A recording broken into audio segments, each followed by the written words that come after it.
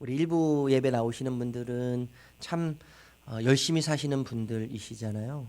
예, 또 출근하시는 분도 계시고 여러 가지 또 볼 일들이 있지만 먼저 하나님을 우선순위에 두고 이렇게 예배드리러 나오시는데 너무 복되신 분들이에요. 너무나 복되시고 너무나 아름답고 너무나 멋지신 분들인데 하나님의 더 큰 은혜가 저와 여러분들에게 이 시간 넘치시기를 주님의 이름으로 축복합니다. 여러분, 한계라는 게 있죠. 한계, 인간적인 한계. 특별히 이해하지 못하고 경험하지 못하면 믿지 못하는 한계가 있어요. 이성의 한계라고도 이야기할 수 있겠죠. 이성의 한계. 우리의 이성의 체계에 들어오지 못하면, 우리 이성의 체계로 들어와서 그것이 이해되지 않고 그것이 납득되지 않으면 어떻게 돼요? 부정하죠. 부정해요. 믿지 않죠. 이해되지 않고 경험되지 않으면요, 우리는 본능적으로 거부하게 되어 있어요. 믿지 않게 되어 있어요. 우리가 여러분 이성으로 이해되지 않는 것들이 얼마나 많아요. 그렇죠? 때로는 아내도 이해를 못해요. 우리는 내 남편을 이해하지 못해요. 그렇게 사랑해서 결혼했는데 아내의 마음을 저도 모르겠어요. 내 배 아파서 난 자녀임에도 불구하고 그 자녀를 이해하지 못하겠어요. 예. 우리는 이성의 한계를 뛰어넘고 내 이해의 한계를 뛰어넘으면요, 부정하게 되는 존재들이에요. 그것을 거부하게 되는 존재들이죠. 우리의 이성으로 이해하지 못하고 판단하지 못하는 불가능한 것 중에 하나가 천국이에요. 천국. 천국을 여러분 우리가 어떻게 이해할 수 있겠어요? 우리의 이성으로, 우리의 이해의 폭으로 천국을 어떻게 우리가 제대로 이해할 수 있겠어요? 그래서 예수님께서 천국에 대해서 설명하시면서 한 가지 도구를 사용하시는데 그것이 뭐예요? 비유라는 거예요. 비유. 우리 24절 말씀 다시 한번 읽어볼까요? 24절 시작. 예수께서 그들 앞에 또 비유를 들어 이르시되 천국은 좋은 씨를 제 밭에 뿌린 사람과 같으니. 천국을 우리에게, 제자들에게, 또 무리들에게 이해시키시기 위해서 비유라고 하는 것을 통해서 설명하고 계시는 거예요. 여러분, 비유라는 것은요, 사전적 의미를 찾아봤어요. 이런 의미예요. 어떤 현상이나 사물을 직접 설명하지 않고 다른 비슷한 현상이나 사물에 빗대어 설명하는 일이 비유라는 거예요. 여러분, 직접 설명하지 않는 이유는 뭐죠?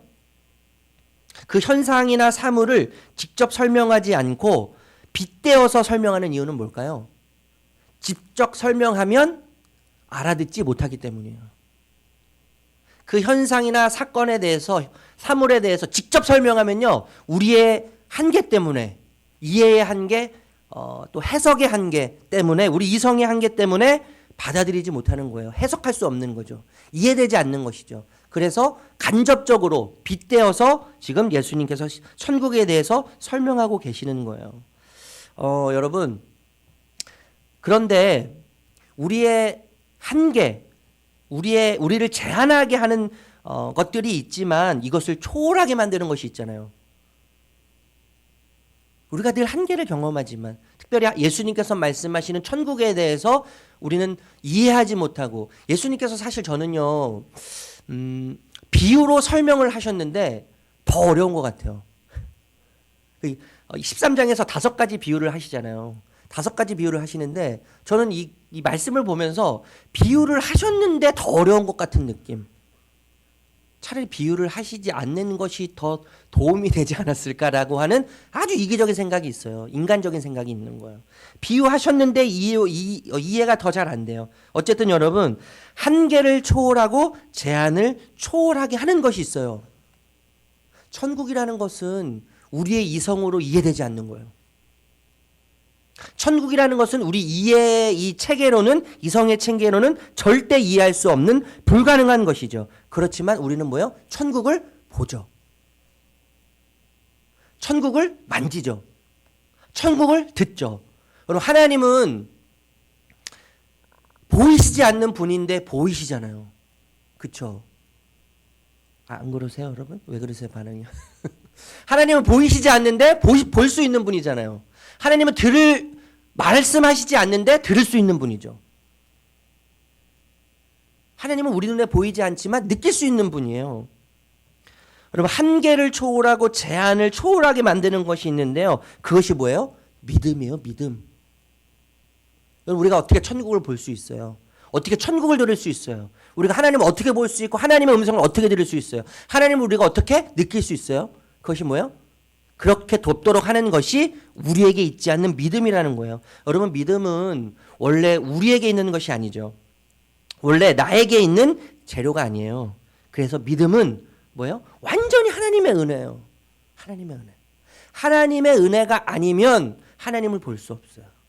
하나님의 은혜가 아니면 하나님을 들을 수 없죠. 하나님의 은혜가 아니면 하나님을 느낄 수 없죠. 하나님의 은혜가 아니면 하나님을 들을 수 없는 거예요. 믿음이에요, 믿음.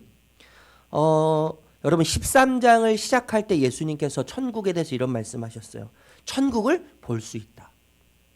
또 천국을 들을 수 있다.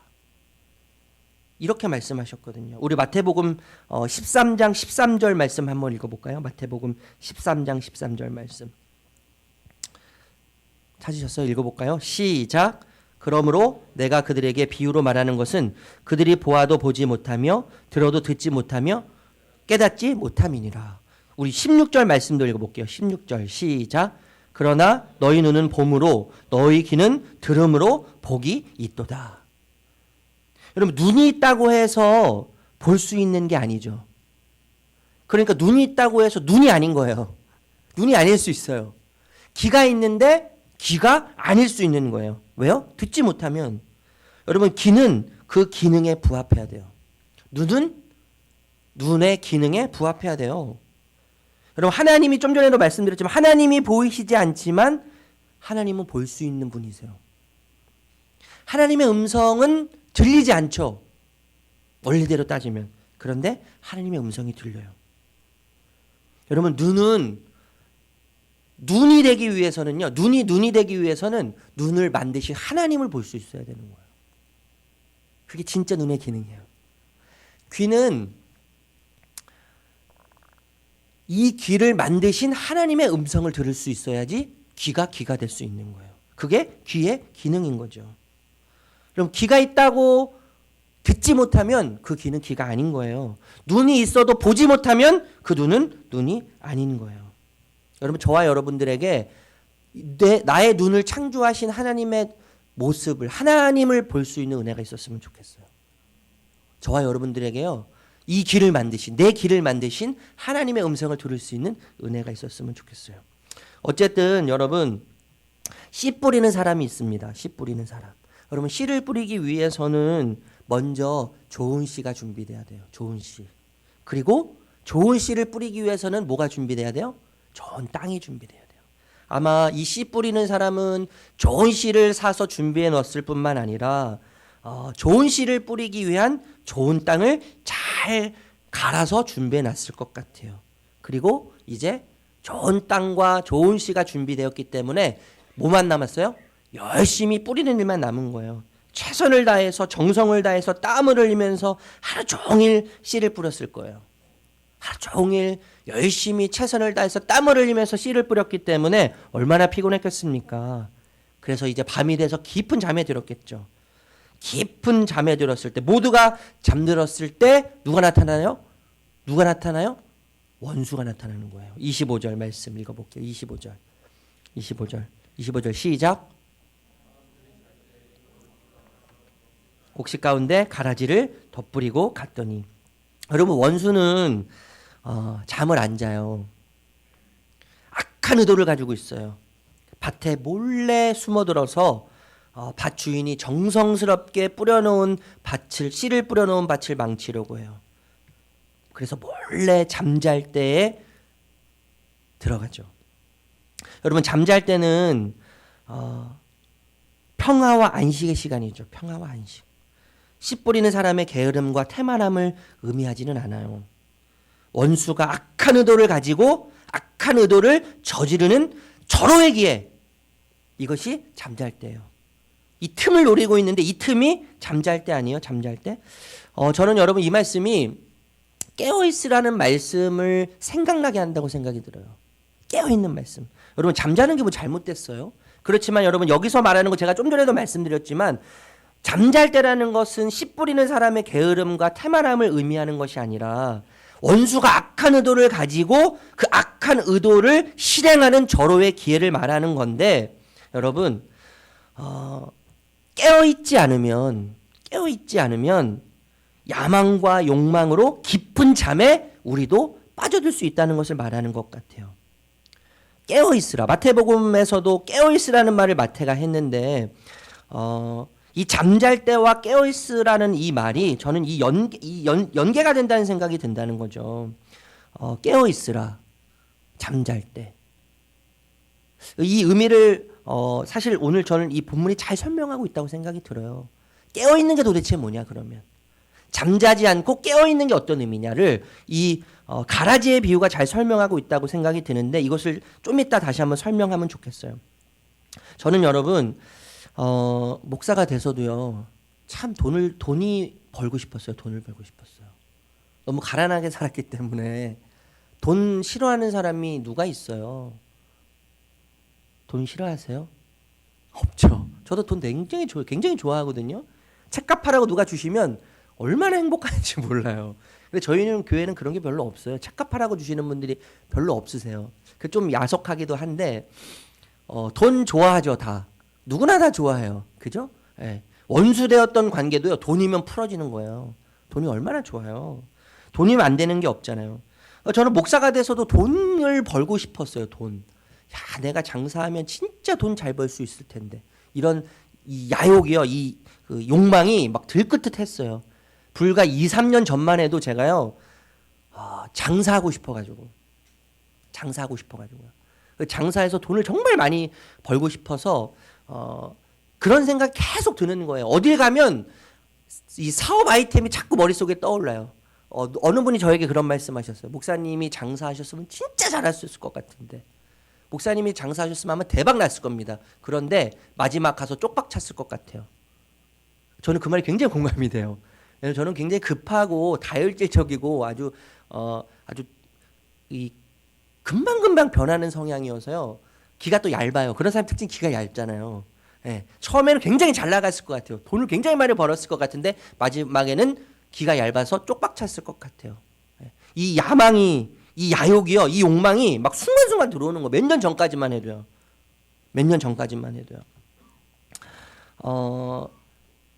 이런 생각들을 하면 깨어있다는 것이 무엇일까?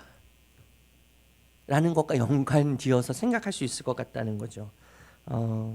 여러분, 원수가 잠자지 않고 몰래 와서 뿌리고 간 것은 뭐예요? 가라지예요, 가라지. 여러분, 가라지는 저도 가라지를 사실 보질 못해서 잘 모르겠는데 가라지를 좀 찾아봤어요. 찾아봤는데 가라지는 독보리라고 하더래요. 독보리. 싹이 밀이나 보리와 아주 비슷하대요. 이것을 잘못 먹으면 설사를 하고 구토를 하고 아주 심각하면 사망까지 간다는 거예요. 예수님께서 가라지의 실체를 말씀하셨는데 13장 38절과 41절에서 말씀하셨어요. 우리 한번 읽어보겠습니다. 13장 38절 41절. 13장 38절 41절. 먼저 38절 말씀 읽어볼까요? 시작. 밭은 세상이요, 좋은 씨는 천국의 아들들이요, 가라지는 악한 자의 아들들이요. 41절입니다. 41절 시작. 인자가 그 천사들을 보내리니 그들이 그 나라에서 모든 넘어지게 하는 것과 또 불법을 행하는 자들을 거두어내요. 여러분, 예수님께서 지금 가라지 비유를 하시면서 가라지가 누구라고 말씀하세요? 악한 자의 아들들이라고 말씀하시고 불법을 행하는 자들이라고 말씀하고 계세요. 이들이 뭐예요? 가라지예요, 가라지. 여러분, 가라지에게는 큰 세 가지 특징이 있죠. 위장성이 있어요. 위장성. 싹이 난 초기부터 결실을 거둘 때까지 사람들의 눈에 잘 분별되지 않아요. 위장성이 있어요. 두 번째는 장복성이죠. 잠복성. 이삭이 날 때까지는요, 아무도 몰라요. 평상시에는 외형이 또 생장 과정이 비슷해요. 그러나 이삭이 나면서부터 확연한 차이를 보이기 시작하죠. 가라지의 세 번째 특징은요, 해독성이에요.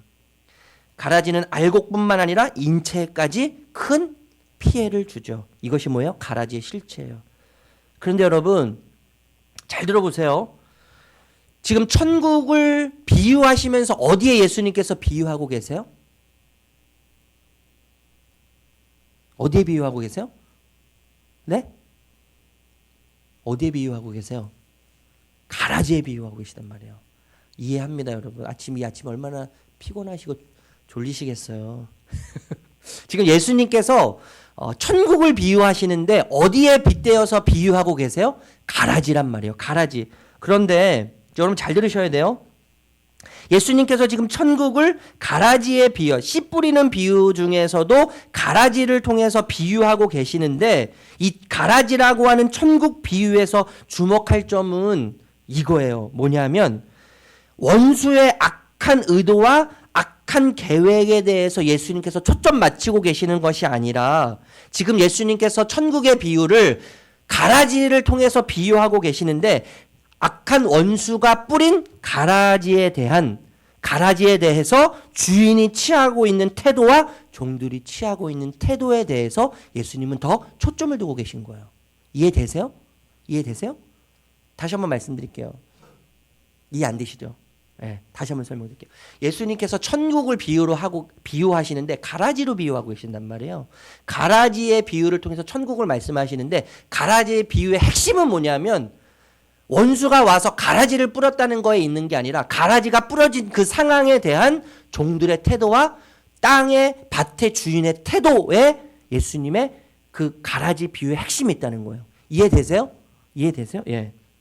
그래서 여러분 저는 이 태도, 가라지가 심겨져 있는 이 상황에 대해서 밭에 대한 주인의 태도와 종들의 태도, 이것을 우리가 그래서 여러분 잘 살펴봐야죠. 여기에 제가 아까 말씀드린 깨어있으라고 하는 의미가 담겨 있는 거예요. 깨어있으라, 깨어있으라. 잠잘 때라고 표현하는 그 표현 속에 깨어있으라는 제가 말씀을 드렸는데 깨어있으라는 이 표현의 의미가 오늘 본문에서 말하고 있는 의미가 주인이 가라지에 대한 주인의 태도와 종들의 태도에서 진정한 의미를 발견할 수 있다는 것이죠.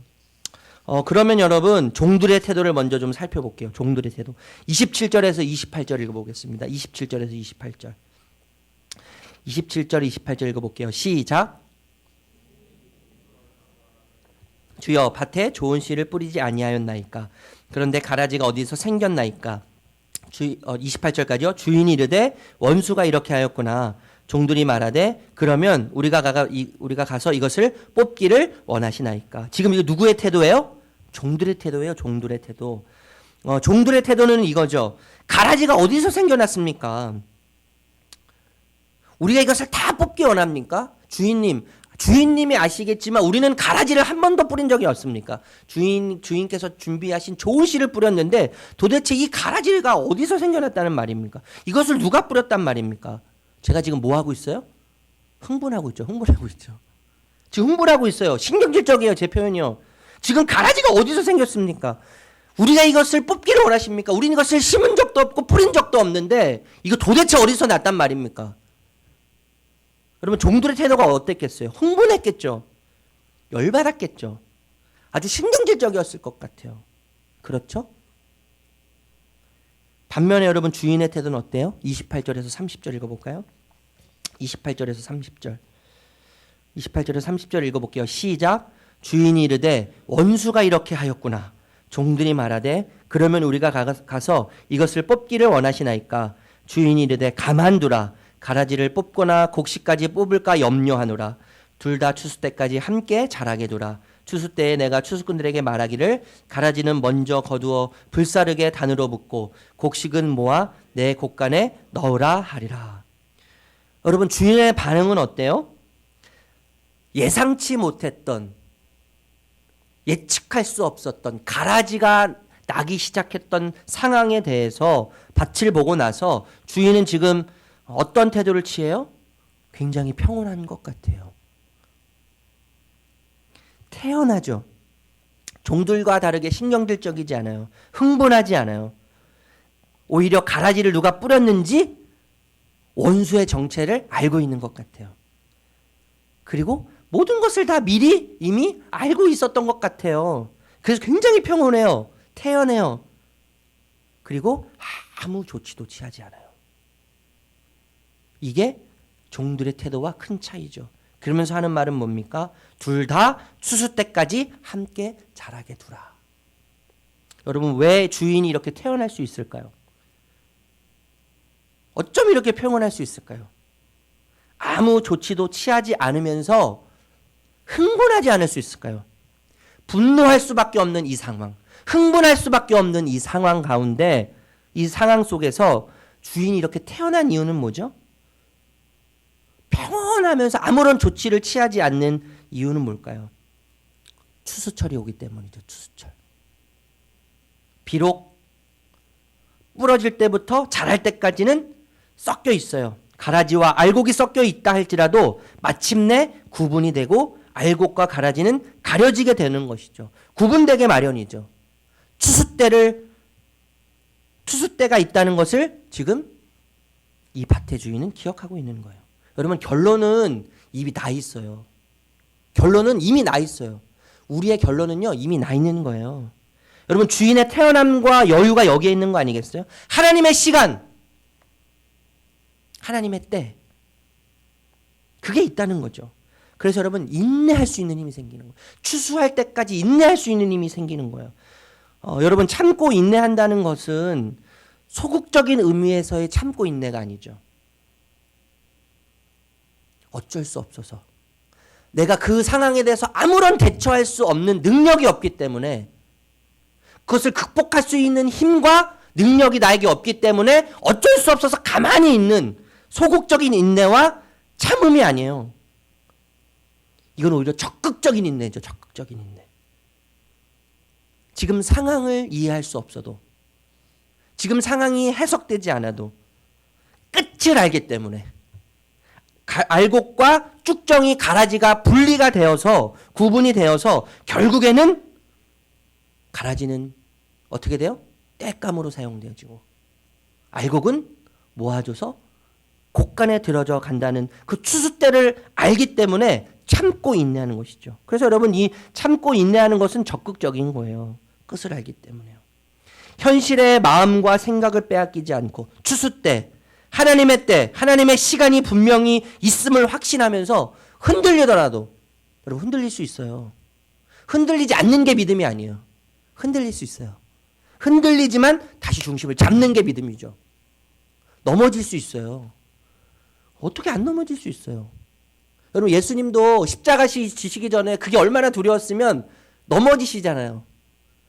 흔들리시잖아요. 이 잔을 할 수만 있으면 좀 피해가게 해주십시오 라고 흔들리시는 모습 아니겠어요? 주저앉으시는 모습이에요. 여러분, 믿음은 흔들리지 않는 게 믿음이 아니에요. 넘어지지 않는 게 믿음이 아니에요. 흔들리더라도 중심을 다시 잡는 게 믿음이죠. 넘어지더라도 넘어져서 주저앉아 있는 게 아니라 다시 일어서는 게 믿음이에요. 흔들리더라도 다시 중심을 잡고, 넘어지더라도 다시 일어서서 참고 인내하는 것. 끝을 알기 때문에 참고 인내하는 것. 이게 뭐예요? 깨어있는 거 아니겠어요, 여러분? 깨어있는 거예요. 가라지로 인해서 근심이 생기고 걱정이 생기고 염려가 생기고 불안하고 두렵지만 거기에 반응하지 않고 흔들리지 않고 조급한 행동들을 금지함으로 참고 인내하는 거죠. 하나님의 때를, 하나님의 시간이 있음을 알고 고통스럽지만, 답답하지만, 괴롭지만, 분통이 터지지만 하나님의 때와 하나님의 시간을 알기에 참고 기다리는 거예요. 여러분, 제가 많이 받는 질문 중에 하나가 있어요. 어떤 질문이냐면, 왜 하나님은 가만히 계세요? 라는 질문이에요. 우리 성도님들이 그런 질문 많이 하세요. 왜 하나님 가만히 계시죠? 도대체 하나님 왜 이런 상황, 이 지경까지 왜 하나님은 내버려 두시죠? 지난주에도 이런 질문을 받았어요. 하나님 왜 그러셨죠? 하나님 왜 그러시죠 도대체? 하나님 왜 그러셨을까요? 열심히 했는데, 내 딴엔 정말 열심히 했는데, 나 진짜 최선을 다했는데 하나님은 왜 저에게 이러시죠? 하나님은 왜 우리 가정에겐 이러시죠? 하나님은 왜 나에게 이런 상황을 주시는 거죠? 이런 질문을 받았어요. 여러분, 가라지가 존재론적 의미, 좀 가라지와 같은 인간들도 있지만요, 가라지와 같은 상황들도 있어요. 가라지와 같은 상황. 지난주에 우리 백승진 집사님이라고 저랑 동갑이세요. 제가 42이거든요 올해. 굉장히 동안이죠. 42살인데 이 집사님이 30대 중반에 대장암을 앓으셨어요. 대장암과 투병을 하다가 수술을 하고 잘 극복을 하셔서 직장 생활을 하고 일상 생활을 하다가 다시 재발이 된 거예요. 암이 다시 재발이 돼서 이제 치료를 받다가 이게 다 장기에 전이가 된 거예요. 위, 폐, 간 뭐 다 전이가 된 거예요. 정말 열심히 사셨거든요. 저랑 동갑이에요. 저랑 친구하기로 했어요. 저랑 동갑이라는 걸 알고 친구하기로 했는데 이제 다 전이가 된 거예요. 전이가 다 돼서 병원에서는 이제 더 이상 손을 쓸 수 없으니까 마지막 진통제, 인간이 복용할 수 있는 최고로 강한 진통제를 병원에서 주고 마지막으로 너무 고통스러우면 병원에 오지 마시고 호스피스 병동으로 가라고. 이제 마지막 이야기를 한 거죠, 병원에서. 그렇게 용인에 있는 호스피스를 예약을 하고 그렇게 있다가 지지난주 목요일날 갑자기 상태가 안 좋아지셔서 응급실로 갔는데 응급실에서도 어떻게 대처할 수 없으니까 그냥 응급실에 계시다가 돌아가신 거예요. 42살에.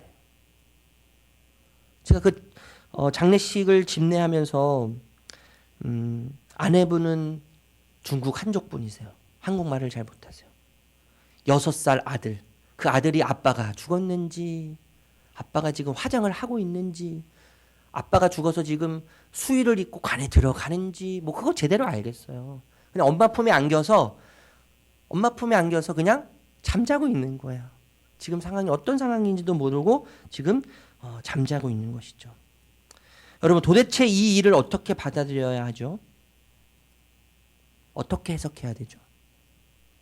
가라지와 같은 이 상황. 야속하죠. 도대체 하나님이 원하시는 것이 무엇인지, 왜 하나님 그렇게 하시는지 너무 야속해요.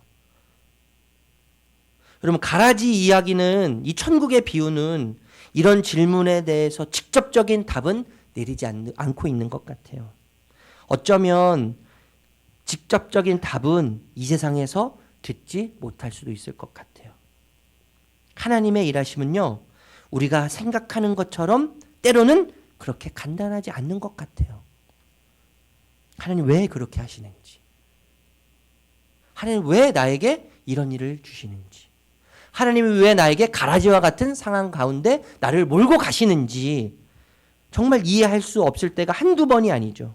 그런데 여러분, 이런 생각을 해봤어요.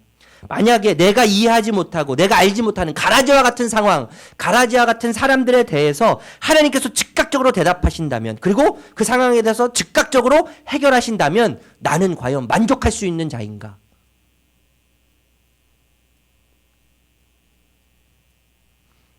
가라지와 같은 상황과 가라지와 같은 사람에 대해서 하나님께서 직접 대답하시고 즉각 해결하신다면 과연 나는 만족할 수 있겠는가? 악에 대한 즉각적인 처벌과 심판이, 이해되지 않는 상황에 대한 즉각적인 대답과 해결이 나를 만족하게 할 수 있겠는가 과연? 이런 질문이 생긴다는 거죠. 여러분, 겨자씨 비유 13장에 동일하게 있는 내용이에요. 겨자씨와 누룩의 비유, 천국에 대해서 비유하시는 건데, 여러분, 겨자씨는 기다려야지, 씨를 뿌리고 기다려야지 자라는 거예요. 그죠? 누룩을 빵이 되기 위해서 누룩을 밀가루에 넣으면 기다려야지 부풀어지는 거예요. 가라지의 비유도 마찬가지죠. 지금 알곡과 가라지가 섞여 있지만 추수 때가 있기 때문에 추수 때를 기다려야 되는 거예요. 기다려야 되는 거예요. 저는 여러분, 그래서 이 천국의 비유가 말하고 있는, 지속적으로 말하고 있는 핵심 중에 하나가 뭐냐면 인내라는 생각이 들어요.